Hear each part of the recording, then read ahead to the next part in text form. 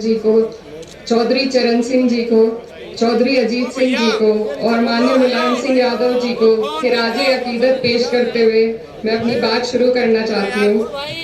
इस सभा की अध्यक्षता कर रहे अध्यक्ष जी और मंच पर मौजूद हमारे इस मजबूत और खूबसूरत गठबंधन के सभी माननीय नेतागण, सभी सम्मानित नेतागण, सभी को और आप सब यहाँ पर खतौली की जनता जो यहाँ पर मौजूद है, सभी को नमस्कार, अस्सलाम वालेकुम।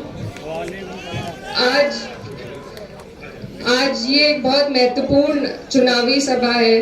कोई भी उपचुनाव होता है, ये एक बहुत महत्वपूर्ण संदेश भेजने का काम करता है। तो आज का ये जो हमारा खतौली का उपचुनाव है, ये हमारे लिए, पूरे ही गठबंधन के लिए और देश के पूरे विपक्ष के लिए एक मजबूत संदेश भेजने का काम करेगा।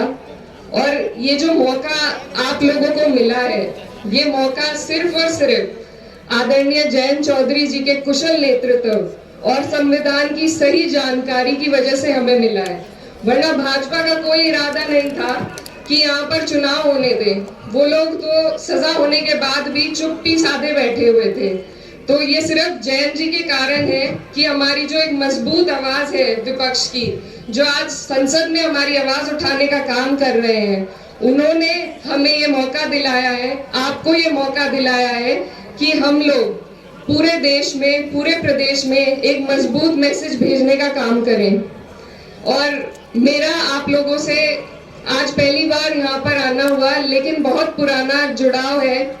मेरे जो वालिद साहब थे चौधरी मुनव्वर हसन जी, वो 2004 में कैरानस मुजफ्फरनगर से जब लोकसभा का चुनाव लड़ रहे थे, तो उन्हें सबसे बड़ी लीड आप लोगों ने, खतौली के लोगों ने देकर भेजी थी। 60,000 वोटों की वो जो लीड आपने उन्हें दी थी, वो एंड तक भी कट नहीं पाई थी और वही उनके जीत का कारण बनी थी। और मैं उस टाइम छोटी थी, लेकिन मुझे अच्छी तरीके से याद है कि उनका आपके लिए कितना लगाव था और कितनी लगन उनके मन में आप सबके लिए थी। आज के परिसीमन के हिसाब से तो वो भी बाहरी माने जाते, जैसा भाजपा वालों ने एक मुद्दा उठा रखा है, लेकिन उन्होंने आपके दिल में जो जगह बनाई थी और आप लोगों ने भी उन्हें प्यार देने में कोई कसर नहीं छोड़ी थी। जो हमारे आज के प्रत्याशी हैं, वो भी उनकी तरह निडर है और मुझे पूरी उम्मीद है कि वो भी बाहरी ये जो उन पे इल्जाम लगाया जा रहा है, वो भी उसको उसी तरह धोने का काम करेंगे जिस तरह कभी मेरे वालिद साहब ने धोने का काम किया था।